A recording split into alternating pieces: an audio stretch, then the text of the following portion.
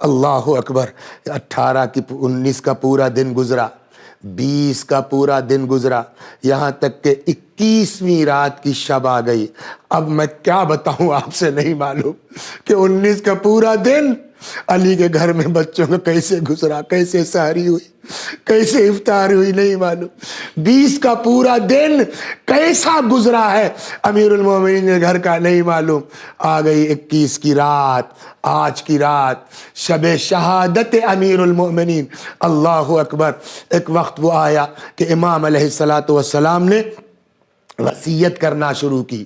انہی وصیتوں میں وصیت یہ بھی ہے، اللہ اکبر، کہ جب میرا انتقال ہو جائے، جب میری شہادت ہو جائے تو میرے جنازے کو لے کے جانا آج جہاں مولا کی قبر ہے غری کی طرف، جس کو نجف کہتے ہیں، وہاں لے جا کر کے میری قبر وہاں پہلے سے تیار ہے، جو نوح نبی نے تیار کی ہے۔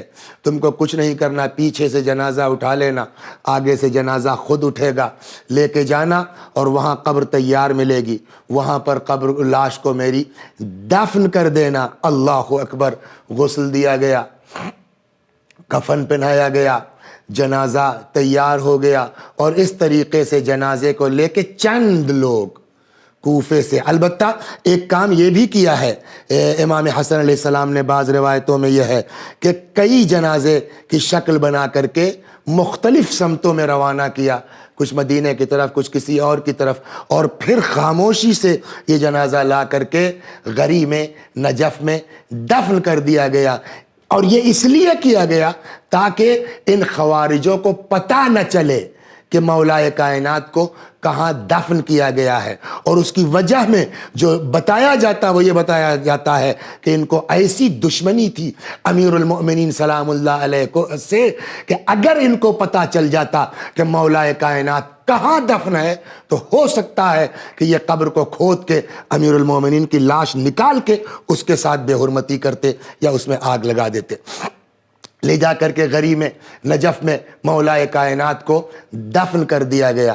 دفن کر کے ابھی امام حسن امام حسین علیہم السلام پلٹ رہے ہیں، کسی نے پکارا نہیں ہے، کسی نے آواز نہیں دی ہے، خود محسوس کیا ہے امام حسن اور امام حسین نے کہ بغل سے کہیں سے آواز آ رہی ہے کسی کے کراہنے کی، کسی کے رونے کی۔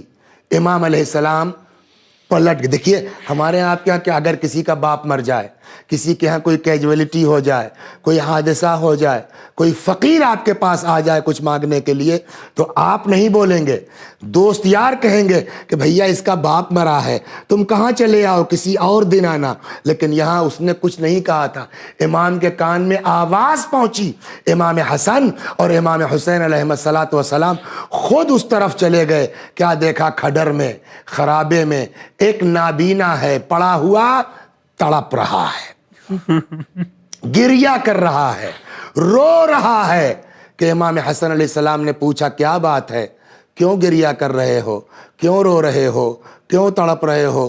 اس نے کہا صاحب میرا اس دنیا میں کوئی نہیں ہے، ایک بندہ خدا تھا جو رات میں آتا تھا، رات کی تاریکی میں میرا سر، ارے مولا آپ کیا تھے مولا، آپ کیا تھے مولا، اور آپ کے ساتھ کیا کیا گیا مولا؟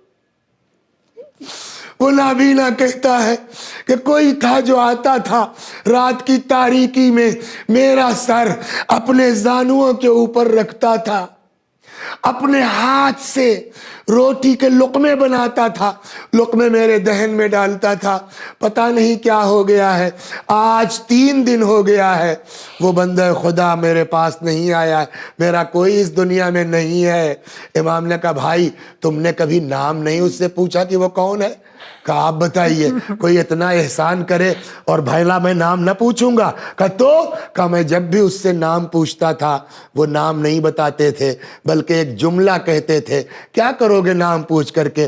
فقیرن جالس فقیرن، مسکینن جالس مسکینن، ایک فقیر ہے جو دوسرے فقیر کے پاس بیٹھا ہے، ایک مسکین ہے جو دوسرے مسکین کے پاس بیٹھا ہے۔ اللہ اکبر۔ کبھی اس بندے خدا نے نام نہیں بتایا، ہاں مگر ایک بات ہے، کیا؟ کہ جب وہ یہاں آتے تھے کچھ دیر بیٹھ کے عبادت میں مصروف ہوتے تھے، جب وہ یہاں تسبیح و تحلیل کرتے تھے در و دیوار سے تسبیح و تحلیل کی آوازیں آتی تھیں۔ اتنا سننا تھا، امام حسن علیہ السلام نے فرمایا بھائی وہ کوئی اور نہیں تھا، وہ میرے بابا امیر المؤمنین حضرت علی ابن ابی طالب تھے۔ ابن ملجم ملعون نے ان کو ضربت لگائی، ان کی شہادت ہو گئی، ہم لوگ انہی کو دفن کر کے پلٹ رہے ہیں۔ بس اتنا سننا تھا، تڑپ گیا۔ کیا یعنی میں اپنا سر علی کے زانوں پہ رکھتا تھا؟ اے شہزادو مجھ کو میرے مولا کی قبر تک پہنچا دو، مجھ کو علی کی بارگاہ تک پہنچا دو۔ امام حسن امام حسین علیہ السلام اس بوڑھے کو نابینا کو لے کے مولا کی قبر پر آئے۔ جیسے ہی اس کو اندازہ ہوا یہی علی کی قبر ہے، اپنے آپ کو اس نے مولا کی قبر پہ گرا دیا، ایک چیخ ماری۔